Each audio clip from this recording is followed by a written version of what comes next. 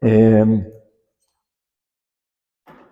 el tema que me pidieron dice algo así, con el lema general es, catequista, vos también sos la esperanza, que quiere guiar o por lo menos iluminar. No sé si me escuchan, supongo que sí. Okay. Porque retumba demasiado. Bueno, que quiere iluminar los 3 días. Está pensado para esta semana de clausura del año jubilar. Y en este primer día, que me pidieron que de alguna manera acompañe, quisieron volver a una de las dimensiones fundamentales de la catequesis, que es la que llamamos querigmática, el querigma. Y entonces me dijeron, bueno, compartí algo de lo que puede significar para un catequista, una comunidad de catequistas, lo querigmático como signo o expresión de esperanza. Bueno, lo primero es en el lema, ¿no? Vos también sos la esperanza. Y eso intenta como personalizar, es una llamada a decir, date cuenta de que en vos hay algo que puede darle esperanza a otro, que podés ser esperanza para otro. Y esto lo vamos a recoger al final de todo, porque lo cristiano propiamente es siempre personal. Nuestro Dios es personal, Padre, Hijo y Espíritu Santo. Su obra es en las personas, haciendo que cada vez seamos más propiamente personas, es decir, al mismo tiempo que somos más nosotros mismos, somos más desde y hacia los demás. La Iglesia, comunidad de personas, que refleja, que encarna, que anticipa una plenitud que viniendo desde un Dios personal nos lleva no a perdernos en una masa despersonalizada, sino a encontrarnos radicalmente desde la interioridad y la intimidad con la alteridad de cada uno de los otros. Vos también, catequista, escuchamos que nos es dicho a cada uno, pero tendríamos que poder cada uno decírselo a otro. Vos también, catequista, sos esperanza para mí, que hayas podido venir y hayas querido venir. Entonces, la dimensión de la misión, y la catequesis es parte de la misión de la Iglesia, como una actividad, como un don, como una tarea que a la vez personaliza a quien la asume y construye redes personalizadoras que hacen que seamos cada vez más profundamente humanos, más abiertos, más disponibles a la gracia de Dios. Eso es simplemente como la introducción a partir de la palabra que nos inspira en estos 3 días. Y como estamos en el contexto del jubileo, estuve estudiando para preparar esto porque así cada uno es, y yo soy así. Y entonces busqué lo que el Papa León hace apenas un mes les dijo a los catequistas en el jubileo que se hizo en Roma. Ustedes saben que hay jubileos por grupos y entonces le tocó el 25 de septiembre en Roma el jubileo de los catequistas. Eran miles. Si no fueron a YouTube y lo buscaron, está muy lindo. Hubo una vigilia el día anterior donde el Papa hizo una breve y preciosa reflexión sobre el sentido de la fe del pueblo de Dios, la intuición que tienen los pequeños, y luego la celebración de la misa. Y en la misa tomó la homilía, y de esa homilía, que la pronunció el Papa León hace apenas un mes, el 25 de septiembre, les decía a los catequistas así. Se leyó el texto del pobre Lázaro y rico en la casa que, ¿se acuerdan? Banqueteaba todas las noches y el otro se moría de hambre a sus pies. Ese texto. Entonces, les decía el Papa León a los catequistas el pasado 25 de septiembre en Roma. Queridos hermanos, por una singular coincidencia, este mismo pasaje evangélico fue proclamado precisamente durante el jubileo de los catequistas en el año de la misericordia, que había sido el 2016. Dirigiéndose a los peregrinos venidos a Roma por esa circunstancia, el Papa Francisco destacó que Dios redime al mundo de todo mal dando su vida por nuestra salvación. ¿Ven, no? Bien. Su acción es el comienzo de nuestra misión porque nos invita a darnos nosotros mismos por el bien de todos. Decía el Papa a los catequistas, este centro alrededor del cual gira todo, este corazón que late y da vida a todo, es el anuncio pascual, el primer anuncio. El Señor Jesús ha resucitado, el Señor Jesús te ama, ha dado su vida por ti, resucitado y vivo está a tu lado y te espera todos los días. Eso que había dicho Francisco a los catequistas en el 16, lo retoma León a los catequistas en el 25, con el mismo evangelio de fondo. Y entonces esta centralidad del primer anuncio, dice León, es la verdad que nos salva, por eso debe conocerse y anunciarse, pero no es suficiente. Debe amarse. Y es ese amor el que nos lleva a comprender el Evangelio porque nos transforma abriendo el corazón a la palabra de Dios y al rostro del prójimo. El anuncio no solamente se dice, sino que al recibirse transforma al que lo dice y al que lo recibe porque es anuncio de amor y lleva al amor abriendo el corazón.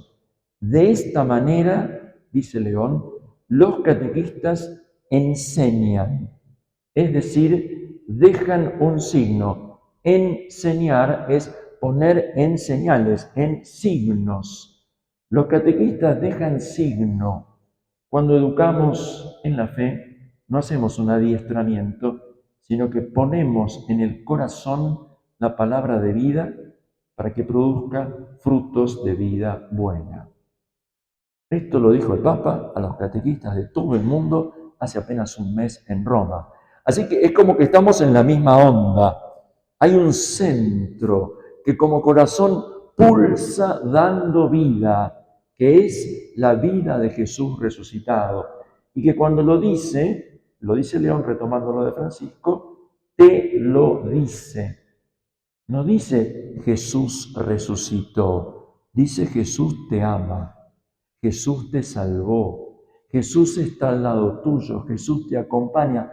O sea que el anuncio, el querigma, se personaliza para vos y por lo tanto para cada uno de nosotros. Es un estilo que no estábamos acostumbrados a escuchar en el magisterio. Hoy ya no nos sorprende, pero esto se lo debemos a Francisco. Francisco enseñaba con un estilo que llegaba a las personas personalmente. Y entonces, desde este lugar, nos lo recuerda León. Francisco, vamos a Evangelii Gaudium, ¿recuerdan aquella exhortación con la cual él comenzó programáticamente su ministerio? Dedicó unos importantes números a la catequesis. Y dijo que la catequesis, de la cual se había escrito mucho, estaba el directorio, estaba la catequesis tradende, como siempre hacen los papas que tienen que contar todo lo que dijeron los anteriores para poder justificar que tienen que decir algo nuevo, dijo, bueno, en vez de repetir todo, dijo, eso ya está todo escrito, yo quiero decirles dos cosas, decía Francisco en Evangelii Gaudium. Quiero una catequesis querigmática, o sea, de primer anuncio, no asumiendo que la gente cree. Porque hace no mucho tiempo se pensaba que en la catequesis la gente llegaba teniendo fe, pero resulta que eso ya no es tan común en muchos ambientes. Y por tanto, al tiempo que se anuncia como una profundización, a veces hay que hacer un primer anuncio, pero la gente no tiene muchas veces ni idea de lo que significa la fe cristiana. Entonces, Francisco dijo, la catequesis tiene que tener una dimensión querigmática, y nos explicó qué es eso.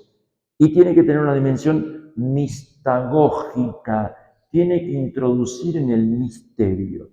Entre el primer anuncio y la introducción en el misterio, la catequesis dura toda la vida. Porque toda la vida tenemos que volver a escuchar el primer anuncio y nunca terminaremos de agotar el misterio, las dos dimensiones. Para entrar en el misterio basta tomar un niño de 3 o 4 años en una habitación oscura y mostrarle una vela encendida. La luz brilla en la tiniebla.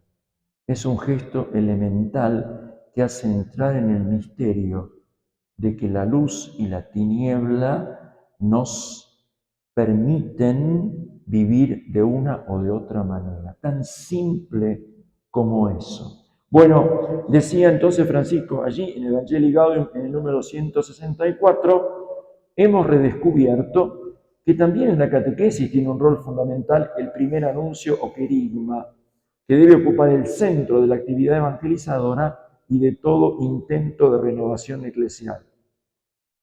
El centro de la actividad evangelizadora, no solo de la catequesis, de toda la actividad evangelizadora y de todo intento de renovación eclesial, también de las estructuras, de los horarios, el querigma. El querigma es trinitario, es el fuego del Espíritu que se dona en forma de lenguas y nos hace creer en Jesucristo, que con su muerte y su resurrección nos revela y nos comunica la misericordia infinita del Padre. El Espíritu, Jesucristo y el Padre. Me gusta recordar, esto lo aprendí de mis maestros, que en la señal de la cruz que hicimos recién, en el nombre del Padre, del Hijo y del Espíritu Santo, se condensa la sustancia de nuestra fe. Nombramos a la Trinidad un nombre, el nombre uno, y nombramos a tres, Padre, Hijo y Espíritu Santo. Y lo hacemos haciéndonos la señal de la cruz sobre el cuerpo, que es una manera de decir, me crucifico, me marco con la cruz. Es una de las primeras cosas que nos enseñan a hacer en el camino de la fe. Por alguien nos tomó la manito, nos hizo llevarla a la frente, llevarla acá, y anda diciendo. Esa es la sustancia de la fe cristiana, la Trinidad y la cruz. La cruz y la Trinidad. Sin cruz no hay entrada en el misterio del amor de Dios. Y sin la Trinidad nos quedamos anclados en el dolor y en el sufrimiento. La cruz nos abre al amor más grande y nos dice, Dios es Padre, te lo muestra el Hijo amándote hasta el final y soplándote el Espíritu Santo. Cruz y Trinidad. Basta hacerse y decir bien la señal de la cruz y estamos en el corazón de nuestra fe. Cómo con gestos y palabras elementales podemos, habiendo aprendido, comunicar lo central, el querigma trinitario, Jesucristo muerto y resucitado, la infinita misericordia del Padre. En la boca del catequista, decía Francisco, vuelve a resonar siempre el primer anuncio, Jesucristo te ama, dio su vida para salvarte y ahora está vivo a tu lado cada día para iluminarte, para fortalecerte, para liberarte. Otra vez, en segunda persona singular, a vos, Jesús. Cuando este primer anuncio se llama primero, decía Francisco, no significa que está al comienzo y después se olvida o se reemplaza por otros contenidos que lo superan. Es primero en un sentido cualitativo porque es el principal, ese al que siempre hay que volver a escuchar de diversas formas y ese al que siempre hay que volver a anunciar de una forma o de otra a lo largo de la catequesis en todas sus etapas y momentos. Esto lo dijo Francisco cuando empezó su ministerio pontificio. Cuando años más tarde, bastantes años más tarde, sintió que tenía que hablarle a los jóvenes, pensó que tenía que escribirles especialmente a los jóvenes y entonces les escribió a los jóvenes Un texto que la verdad que me da una pena que no se lo haya recibido más y compartido más, que es la exhortación apostólica Christus Vivit. Cristo vive, de Francisco a los jóvenes y a todo el pueblo de Dios. Y cuando Francisco quiso decirle a los jóvenes qué es lo más importante que ustedes tienen que escuchar, cuál es el mensaje principal que tienen que escuchar, dedicó todo un capítulo, es el capítulo 4, se llama El Gran Anuncio para todos los jóvenes, y volvió a decirle lo mismo. Son tres cosas. Dios te ama. Cristo es tu Salvador y Él vive. Cristo vive. Y los explica de una manera sencilla, cercana, que cualquiera puede entender. Si los jóvenes reciben estas tres verdades, Dios te ama, Cristo es tu Salvador y Él vive, entonces, dice Francisco, se podrá recibir y vivir el amor y el misterio de Dios. En estas tres verdades aparece el Padre Dios y Jesús. Y donde están el Padre y Jesús está el Espíritu Santo. Él es quien está detrás. Él es quien prepara y abre los corazones para que reciban este anuncio. Él es quien mantiene viva esta experiencia de salvación. Él es quien te ayudará a crecer en esa alegría si lo dejas actuar. El Espíritu Santo llena el corazón de Cristo resucitado y desde allí se derrama en tu vida como un manantial. Y cuando lo recibes, el Espíritu Santo te hace entrar cada vez más en el corazón de Cristo para que te llenes siempre más de su amor, de su luz y de su fuerza. Bueno, esto, dice Francisco, será, ahí en mitad del número, la experiencia fundamental que sostendrá tu vida cristiana. Experiencia fundamental que sostendrá tu vida cristiana. Sin esa experiencia del encuentro con el Cristo viviente, decía Francisco, será muy difícil sostener la vida cristiana. Y esa es la experiencia que podrás comunicar a otros. De experiencia a experiencia, de corazón a corazón, de vivencia a vivencia, no de idea a idea, no de conducta a conducta, de experiencia creyente a invitación a la experiencia. ¿Por qué? No, para atrás, no voy a ir mucho más atrás. No se comienza a ser cristiano por una decisión ética. Voy a ser bueno, una buena persona. O con una gran idea que después se vuelve una ideología, sino por el encuentro con un acontecimiento, con una persona que da un nuevo horizonte a la vida y con ello una orientación decisiva.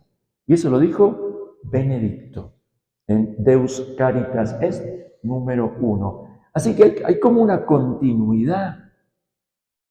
Benedicto, Francisco, León, que a la hora de decir de qué se trata la fe, dicen todos de haber sido encontrado por Jesús, que está vivo y en él haber conocido la misericordia de Dios y haber recibido su Espíritu Santo, que nos abre a Dios y a los demás. Bueno, desde este lugar, entonces, yo tengo... ¿Cómo venimos hasta acá? ¿Ustedes están de acuerdo con esto? Bueno, entonces también estamos en la comunión con el magisterio reciente de la Iglesia, que es una cosa muy linda, porque esto no se puede hacer con un libro que se llama catecismo. Catecismo puede dar orientaciones o con un directorio. Si uno no lo vivió, es como una vela. Si yo quiero dar luz, tengo que tener la vela encendida, lo que hacemos en el bautismo, ¿no? Te doy la vela, pero para que haya luz, alguien tiene que tener la vela, le tiene que dar. Entonces, ese símbolo de pasar así la experiencia está en el Nuevo Testamento. Bueno, entonces mi propuesta es esta. todo el Nuevo Testamento brota de esta experiencia originaria que es Jesús en su persona. Yo tengo acá una cantidad de textos que son muy conocidos. Los usamos, los rezamos, los vivimos, los anunciamos todo el tiempo. ¿Por qué elegí estos? Bueno, porque me parece que pueden servirles. Con una propuesta que es, ¿qué es y qué hace el querigma? El anuncio primero de la fe. ¿Qué es y qué hace en la vida de las personas a nivel individual y a nivel comunitario? Este sería el itinerario. Son algunos puntos que pueden ampliarse, por supuesto. No es sistemático, ni mucho menos. Así que yo voy a empezar con una anécdota familiar que a veces recuerdo y me hace bien para proponerlo. ¿Cómo venimos hasta acá? ¿Estamos? ¿Sí? Entonces, bueno, se animan a hacer un camino, algunos puntos, después cortamos y después dialogamos, ¿de acuerdo? Entonces, hace ya 30, yo tengo 66 años. Entré al seminario grande porque soy duro para reconocer y entregarme, pero bueno, finalmente el Señor venció, como dice la canción, y entonces acá estoy. Bueno, y soy el mayor de 4 hermanos. Mi hermano, el que me sigue, el ingeniero, se casó bastante joven y quedó su mujer embarazada. Entonces iba a tener a su primera hija. Entonces, Marcela, mi cuñada, son estilos, dijo, yo no quiero una muchedumbre en el sanatorio, así que esté solamente Eduardo, su marido, y después les cuentan a todos cómo les fue. Bueno, nosotros estábamos en casa cortando clavos. Estaba mi papá, estábamos el resto de los hermanos y todos esperando a ver qué pasa. Entonces, en un momento dado, había un aparato que se llamaba teléfono, que tenía cable y un tubo. Existía, tío, claro, porque como todos acá somos muy jóvenes, esas cosas ya no saben, bueno, pero era así la cosa. Entonces, si uno tenía que esperar que te enteraras de que algo pasaba, tenías que ponerte al lado del teléfono y esperar que sonara el teléfono. Estábamos todos con todo preparado para festejar o lo que sea, entonces suena el teléfono. Mi papá levanta el teléfono y escucha que del otro lado su hijo le dice, viejo, sos abuelo. No sé si es redondo, pero le agarró una tremenda emoción en el momento. Viejo, sos abuelo. Ah, nosotros estamos ahí así. Bueno, entonces, y después empezamos, sí, nació bien, cuánto pesa, está enterito, todas esas cosas que está bien, Mancela. Bueno, viejo, sos abuelo, es un querigma. Es un querigma. Reúne las condiciones fundamentales de lo que es un querigma, o sea, un anuncio corto, esencial, directo, que transforma al que lo escucha. Porque no le dijo, nació mi hija. ¿Qué es lo que había ocurrido? Le dijo, sos abuelo, que no eras. Entonces, esto es lo que hace el querigma. Te cambia cuando lo recibís. Empezás a hacer algo que no eras. Porque se ha creado un vínculo, porque apareció una persona viva que con vos quiere tener algo que hace que vos seas transformado. Esto es lo esencial del querigma. Una noticia breve, concentrada, buena, que hace que la persona cambie en alguna dimensión de su ser personal. Bueno, que es, por lo tanto, casi el primer lenguaje de la fe. El acontecimiento se anuncia así. Después van a venir otros, ¿no? Papá recuperó el aliento lentamente y entonces después vino la narración. ¿Cómo fue? Bueno, llegamos, hubo trabajo de parto largo, corto. Bueno, eso no es querigma, eso es narración, que viene después. Cuando se recuperan otras historias, se pone en contexto, ese es un lenguaje de la fe.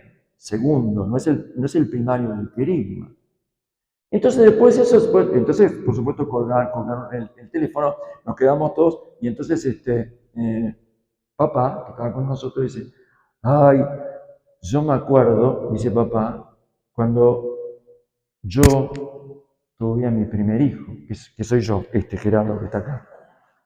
Entonces, claro, un acontecimiento lo ayudó a volver para atrás, a recrear lo que había significado. Entonces, se conecta con otro y se ve que hay una historia de vida que viene acompañando la familia. Entonces, bueno, ¿cómo habrá sido? ¿Y tu madre? Entonces, bueno, después uno puede decir, bueno, le pregunto a mi hermano dice, bueno, ¿y para vos qué significó? Y yo tenía un miedo bárbaro, por eso quise estar ahí. Bueno, ¿y qué significa esto? Y bueno, ahora, entonces viene la reflexión. ¿Qué significa? Entonces vos tenés el anuncio, tenés la narración y después tenés que vuelvo sobre eso y encuentro significados.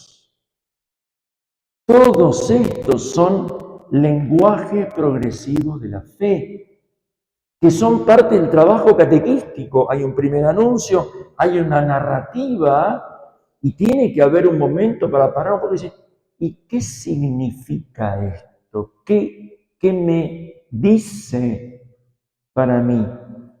Porque cuando comunico la fe, no simplemente hago un primer anuncio, también hago un relato y también digo, la fe da sentido.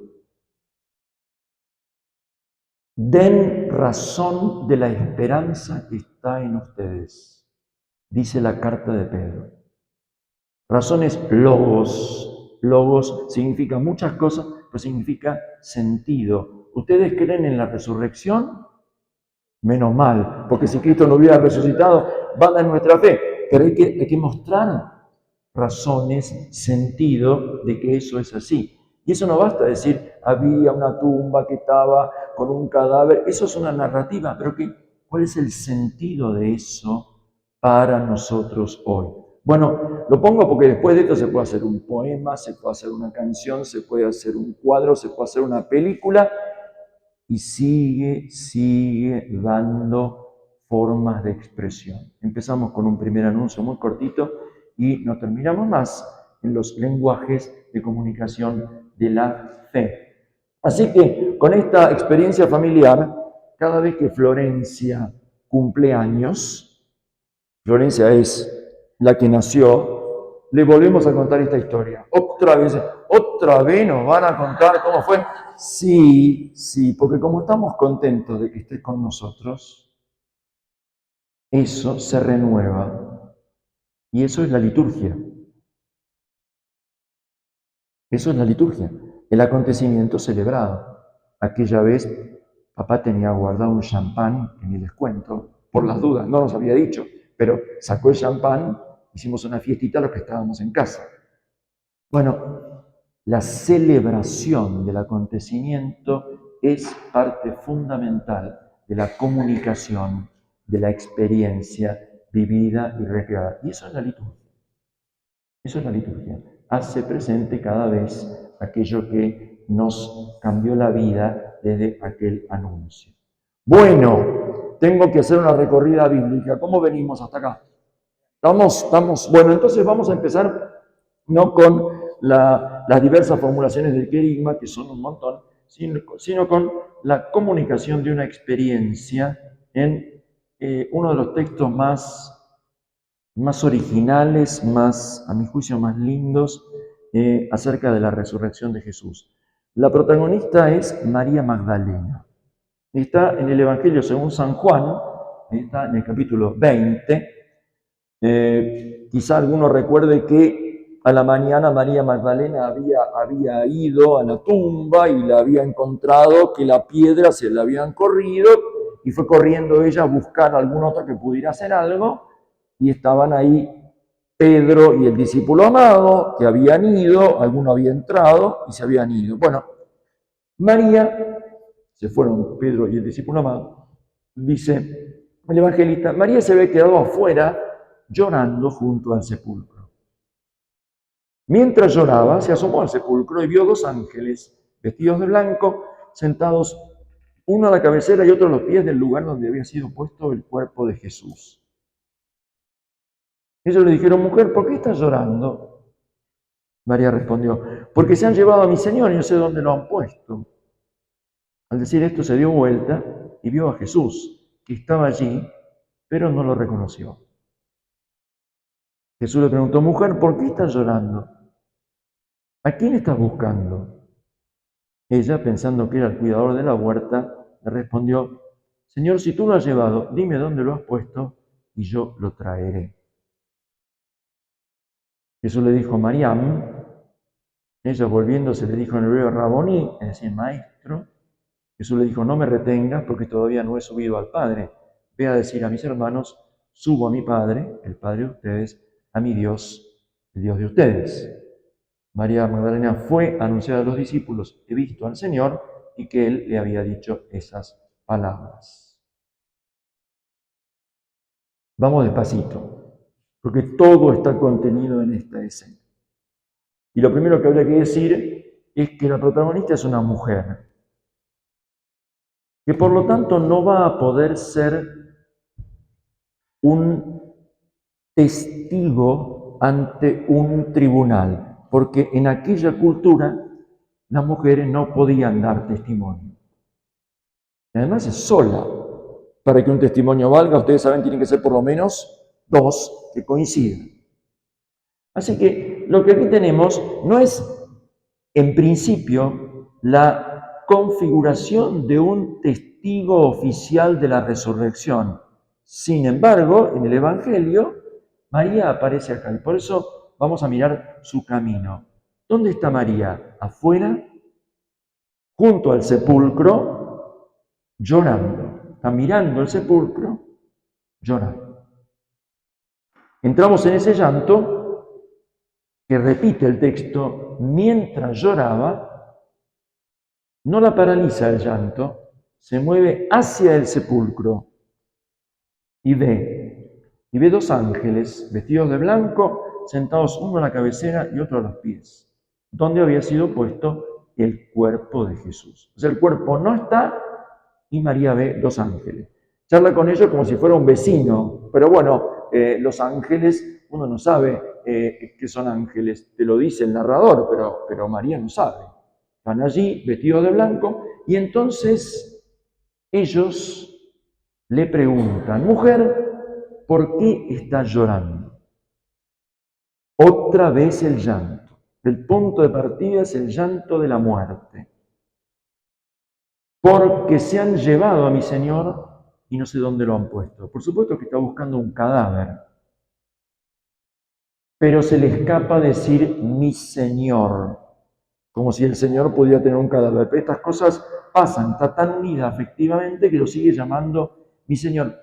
Y lo que le duele es no poder hacer duelo con cuerpo. Porque no está esperando que resucite. Nadie espera que un muerto resucite, porque los muertos no resucitan. Va a la tumba a completar un duelo. Supongo que todos hemos hecho duelos y sabemos lo importante que es tener el cuerpo. No sé si han conocido a personas que no han podido hacer duelo con el cuerpo. En la pandemia, porque desapareció el cuerpo y no lo vieron más, o porque son desaparecidos, o porque murieron en accidentes donde no se pudo recuperar el cuerpo. Duelo sin cuerpo es una tragedia espantosa. Es un dolor muy, muy difícil de atravesar. María está en eso. Se han llevado y no sé dónde, no sabemos, quiere hacer ese duelo con el cuerpo. Y entonces no recibe ningún mensaje de los ángeles. Son ángeles muy especiales estos, porque la idea de un ángel es que tenga un mensaje. pero desde el sepulcro no hay mensaje. Entonces los ángeles no tienen mensaje. Estos ángeles no tienen mensaje. El sepulcro no dice nada. Entonces, ¿qué hace María? Miren el texto. Voy a ir despacito. Lo tienen ahí, lo ven, ¿no? ¿Qué hace María? Se da vuelta. Deja de mirar lo muerto, que está vacío, donde no hay palabras, y se da vuelta.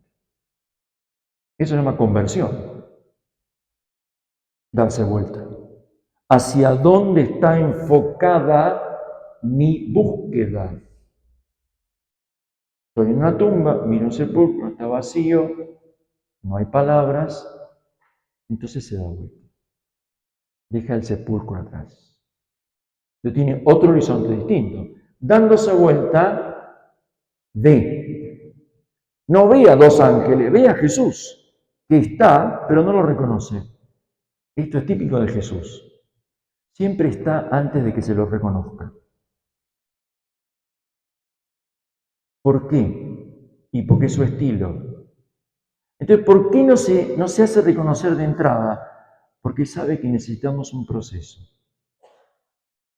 Y a cada persona le da la posibilidad de que haga el proceso que tiene que hacer hasta llegar a reconocerlo.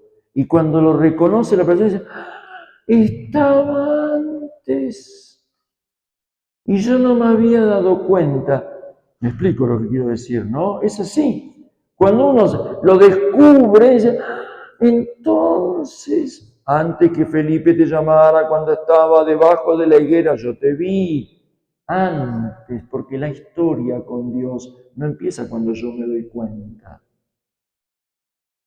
Empieza desde mucho antes. Empieza desde el principio. Y la catequesis ayuda a que las personas puedan hacer este reconocimiento. No sé cuándo llegaste a conocer a Jesús, si a los 6 o a los 30 o a los 80. Y si en algún momento te das cuenta que perdí tanto tiempo, perdí tantas oportunidades, ¿cómo no me di cuenta? Jesús te dice, no te preocupes que yo sí me di cuenta. Yo estaba. Yo estaba, yo estaba, yo estaba. Aunque no me reconocías, yo estaba. Él siempre está, porque ese es su nombre, el que está. Por eso es Dios y no nosotros, que muchas veces no estamos donde tenemos que estar. Y por eso es tan importante que el primer paso para el anuncio es estar.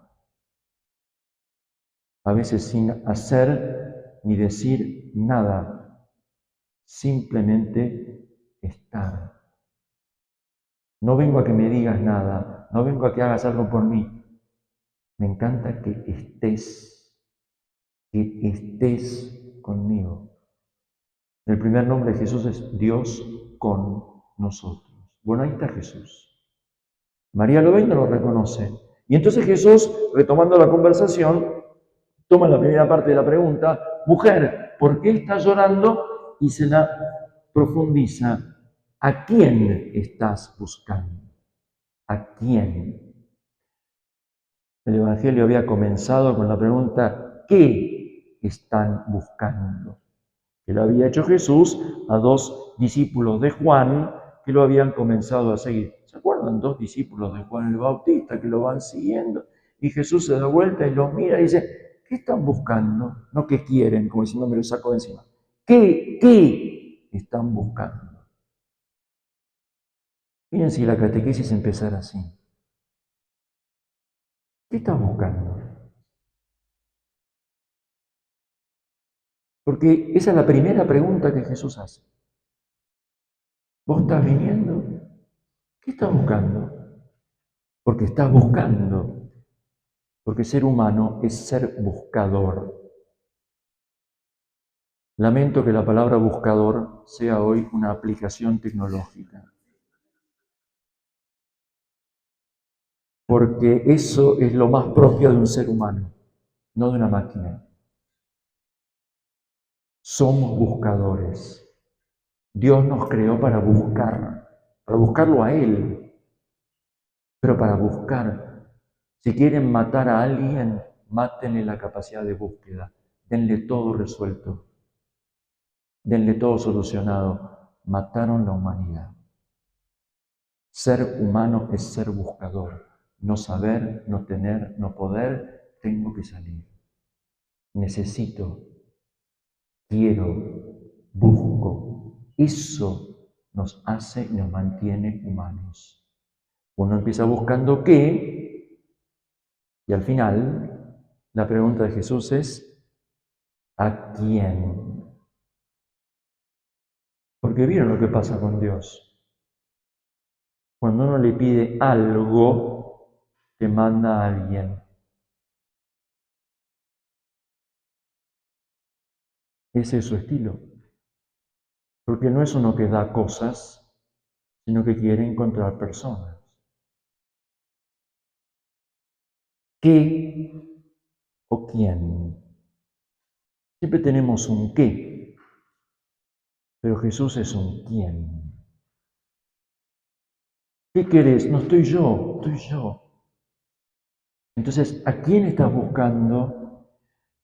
Ella no vuelve a explicar, sino que asume que este cuidador se lo llevó. Señor, si tú lo has llevado, dime dónde lo has puesto y yo lo traeré. No importa dónde sea que haya que ir, yo voy ahí y lo voy a traer. Entonces, la cosa está a punto caramelo. Estamos hasta ahí, ¿verdad? Bien. Entonces, en ese momento, uno diría, entonces Jesús le tendría que decir, como dijo tantas veces en el Evangelio de Juan, soy yo. ¿Correcto? Porque están buscando, decirme dónde lo llevaste, Jesús tendría que decirle, soy yo. Pero no es eso el modo en el cual se da a conocer. ¿Qué hace? Le dice Mariam. Dejé la M, que está en el texto, para que nos hagamos la idea de que Jesús está hablando en arameo. O sea, la está llamando con su nombre, no es María, como dice el versículo, la primera palabra. La primera palabra es María. Pero cuando Jesús la nombra, solo cuando Él la nombra, se escucha el fondo de cómo la llamó su mamá, su papá.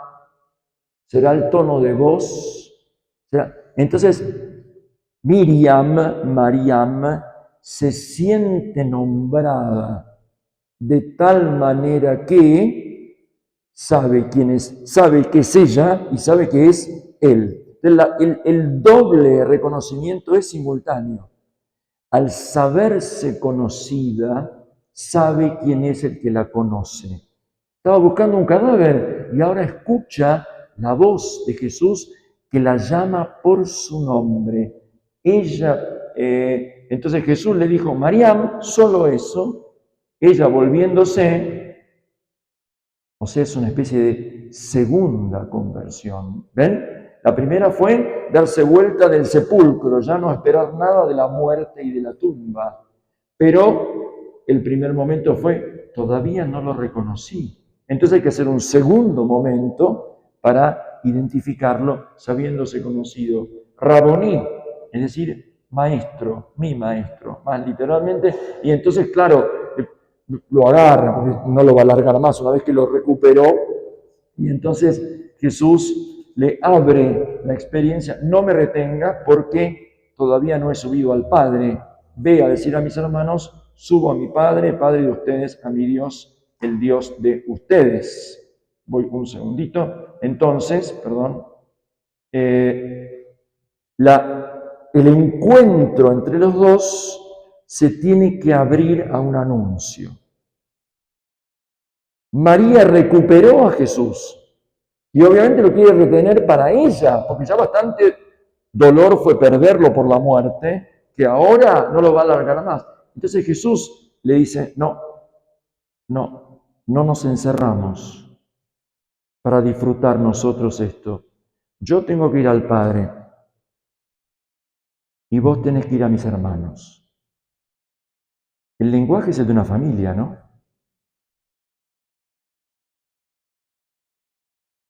Entonces Jesús dice, le vas a tener que decir a mis hermanos que a partir de ahora mi Padre es el Padre de de todos. Y mi Dios es el Dios de todos. O sea, no solo mío. Jesús tiene que abrir con la Pascua la paternidad de Dios para que Dios sea Padre de todos. Entonces, cuando Él va a Dios, el que vino solo vuelve con todos. Eso lo dice maravillosamente San Agustín, maravillosamente. La resurrección es el brote de donde va a venir toda la cosecha. Va al Padre no por nosotros, sino con nosotros, abriendo el camino para todos los que vienen después. Es como decir, papá, abrí la tienda porque te voy a llenar de gente la casa. Él lo dijo, en la casa de mi padre hay muchas habitaciones, voy a prepararles un lugar. Así que abrí porque mirá que vienen de a montón atrás. Entonces subo a mi Padre, que es el Padre de ustedes, a mi Dios, el Dios de ustedes. Bueno, anda mis hermanos. ¿Qué hace María Magdalena? ¿A quiénes va? ¿Lo tienen ahí? No a los hermanos. No. En el Evangelio de Juan, Jesús tiene hermanos, que son sus primos, qué sé yo, que nunca creyeron en él. Está en el capítulo 7 con toda verdad. Y a los discípulos nunca los llamó hermanos. Nunca. Ahora, Jesús le dice a María Magdalena, anda mis hermanos, y ella fue. Entonces, ¿qué entendió? Que a partir de la resurrección y la palabra de Jesús, se ha creado una nueva familia, que los que hasta ahora eran solamente discípulos, ahora son hermanos. Entonces, fíjense lo que va haciendo en ella el querigma. Le muestra quién es Jesús, que no es un cadáver al cual hay que ungir o traerle flores haciendo duelo, sino que está vivo. Le muestra quién es el Padre, porque Jesús le dice, voy al Padre. Se lo mostró diciendo quién es ella. Fíjense todas las identidades que se van revelando. ¿Quién es Jesús? ¿Quién es María? ¿Quién es el Padre? ¿Y quiénes son los hermanos? Todo se reconfigura a partir de la resurrección. Los hermanos no habían creído y los discípulos ahora son hechos hermanos. Va a los hermanos a anunciarles, he visto al Señor y que Él había dicho estas palabras. Fue a anunciar. ¿Quiénes tenían que anunciar? Los ángeles. Los ángeles no anunciaron nada. ¿Quién es la que anuncia la resurrección? María Magdalena. Apóstola apostolorum, decían los padres de la iglesia, apóstol de los apóstoles. Ella va a decirle a otros, ¿el Señor resucitó? ¿Eso es lo que dice? No. Ven que comunica su experiencia. Ella es parte del anuncio. Ella es parte, he visto al Señor. No es el Señor resucitó, cosa de Él. Uno está involucrado en el anuncio. Ese es el querigma. Esa es la resurrección. He visto al Señor. Entonces sabe que Jesús es el Señor y ella lo ha visto. Y eso no lo va a poder negar nunca porque fue la experiencia que le cambió la vida. Y después cuenta lo que Él le había dicho. Con esta misma palabra, he visto al Señor, San Pablo va a legitimar su ser apóstol. En la primera carta a los Corintios, capítulo 9, si alguno tiene ganas, puede revisar porque le negaban a Pablo ser apóstol y entonces dice, ¿acaso no soy libre? ¿Acaso no soy apóstol? ¿Acaso no he visto al Señor? En el resto del capítulo 20 vamos a ver que a Jesús lo ven primero algunos y Tomás no estaba. ¿Recuerdan? Bueno, y estos que lo habían visto, lo encontraron a Tomás y ¿qué le dijeron? ¿Jesús resucitó? No, ¿qué le dijeron? Hemos visto al Señor. Y Tomás dijo, no, a mí no. Si no veo, no creo. Entonces, bueno, 8 días después, recuerdan la escena. Bueno, Ahora has creído porque has visto, felices los que creen sin haber visto. El testimonio fundante, la experiencia de haber sido encontrado por el Señor y haberlo visto. Bueno, con esto cerramos este primer momento, que es el momento fundamental del cual todo brota, retomado por Benedicto, Francisco, León, que nos hace la cuestión de fondo es si en el anuncio y en la catequesis podemos abrirnos a la experiencia de dejarnos encontrar por el Señor resucitado. Porque si eso no se logra, uno puede aprender cosas, hacer cosas, decir cosas, pero no pasa nada, no se transforma la realidad de las personas. Y lo que el querigma hace, como es palabra de Dios, es transformar la realidad de las personas. Uno tendría que casi verificar en la transformación si efectivamente se recibió o no se recibió el querigma como primer anuncio. ¿Estamos? Bueno, entonces, nos quedamos con esto por ahora. Vamos a hacer una cosa. A ver, hagamos un... Tenemos un rato. ¿Aguantan un rato más o hacemos un corte ahora? Vamos a hacer un corte ahora. Hacemos con un pequeño trabajito entre ustedes. De a dos, los que están así nomás. Bueno, no, sí, pero lo hacemos así nomás, después lo hacemos. Esperá. La pregunta primera es esta, a partir del texto, ¿no? Hoy, en la catequesis que ustedes, la que sea, adultos, jóvenes, niños, lo que habitualmente hacen, ustedes pregúntense en lo que hacen habitualmente, ¿qué ayuda a que los catecúmenos tengan una experiencia de Jesús resucitado, de que Cristo vive? No que fue alguien que contó o hizo, sino que Él está vivo, que nos salva, que nos ama, que nos hace hermanos. Todo esto que en esta escena María entendió, tendría que ser el fruto de un encuentro con el Señor. Yo estuve en Jerusalén, estuve en ese jardín, estuve en esa tumba. ¿Saben qué hay en la tumba? Nada. No hay ángeles sentados a la cabecera ni a los pies. No hay nada. Se puede celebrar la misa si uno quiere, pero es un pedazo de mármol, ahí no hay nada. Estuve en el jardín, hay algunos que lo cuidan, pero no son Jesús. No. Nadie me preguntó qué estás buscando, porque yo sabía lo que buscaba. Entonces, eso que es un relato de algo que le pasó a ella, tiene que venir acá hoy y decir, ¿y acá cómo pasa o no pasa? Porque nuestra fe se basa en el testimonio de otros. Otros han visto y nos han comunicado lo que han visto. Y nosotros creemos porque otros nos han contado lo que han visto. ¿No? ¿Estamos en inferioridad de condiciones? Ah, bueno.